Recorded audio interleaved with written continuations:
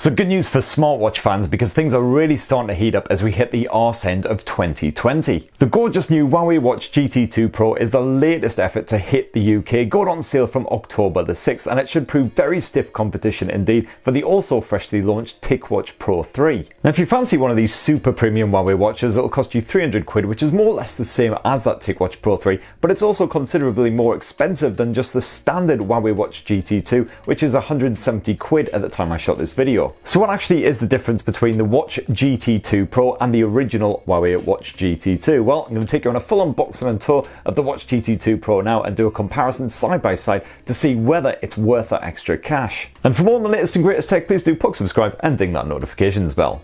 Cheers! So first up, let's see what we actually get in the box for this bad boy. Let's delicately pop the watch aside. It looks like it should be fairly straightforward stuff. So first up, when you buy yourself your Huawei Watch GT2 Pro, you've got a choice of either Classic or Sport editions. This is the Classic, which comes bundled with a lovely brown soft leather strap. And you also get a rubber strap bundled in the box as well. Whereas if you buy the Sport edition, you just get the rubber strap, you don't get the leather version. And you also get your warranty card and your quick start guide, a USB-C charging cable, and the actual magnetic dock for the Huawei Watch GT2 Pro to sit on. The Type-C USB cable just plugs in there, plug the other end into a mains adapter. And then when it's time to charge up your watch, that just slaps on there, and the magnetic hold is nice and strong as well. And the magnetic attraction is reasonably strong, but definitely don't go doing what I just did with your shiny new premium £300 smartwatch. Now some of the main differences between the fresh new Huawei Watch GT2 Pro and the original Watch GT2 definitely comes down to the design elements. For a start, the Pro is only available in this 46mm sizing,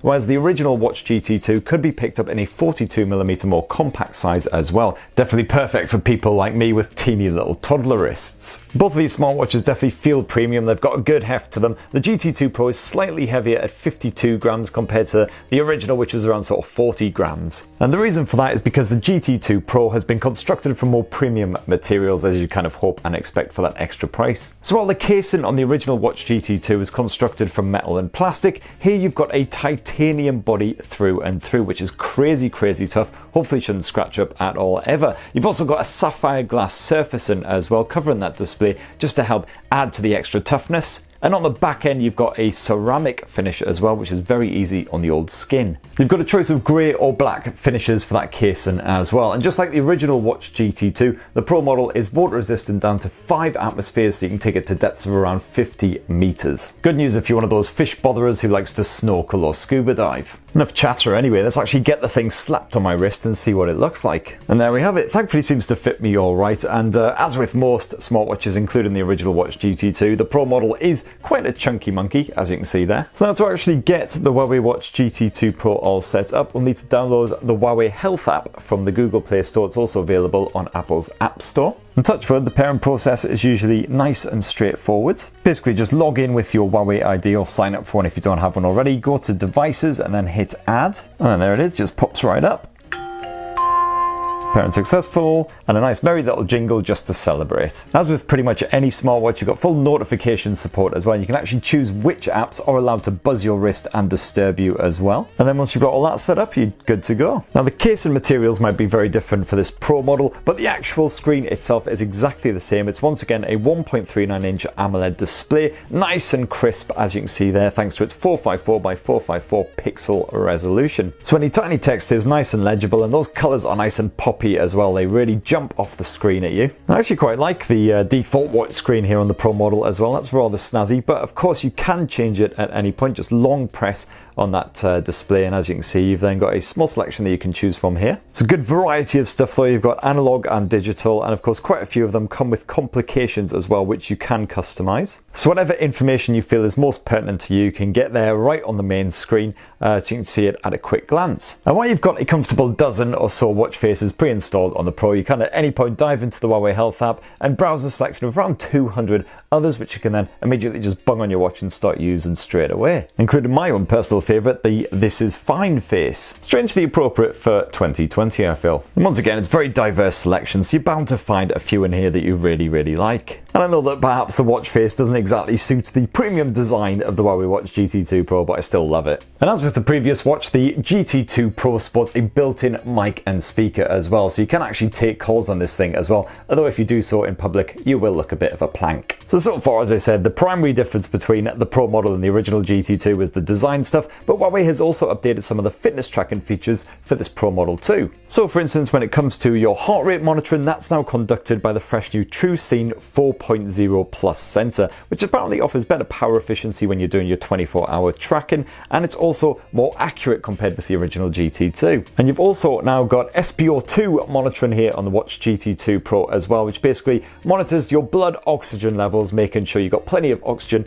in your blood so you're not about to pass out. It's a feature that loads of smartwatches and fitness trackers offer now, even the likes of the Apple Watch have it, and it wasn't actually on the Huawei Watch GT2 when that first launched, but it has come to it in a subsequent update. The exercise tracking here on the Huawei watches is really impressive as well. You've got support for over 100 different types of exercise. So all the stuff you know and love from the original Watch GT2 is back in action. Kite flying, stair climbing, a good bit of tug of war. Yeah, do that all the time obviously. However, a couple of fresh new modes have also been added to the Huawei Watch GT2 Pro, including snowboarding, skiing and cross-country skiing, so good news if you like hitting the piste. And there's also a fresh new driving range mode for you golfers as well, which can apparently accurately measure your swing speed and tempo as well. I'm more of a fan of golf of the crazy or mini variety, so not really sure how much I would get out of that, but good news if you are a golfer. As before, you've got full GPS support built in there as well, so you can leave your smartphone at home and just use this to track your motions throughout your fitness session. And speaking of that GPS as well, when you're doing an appropriate workout like an outdoor stroll for instance, if you scroll a couple of bits to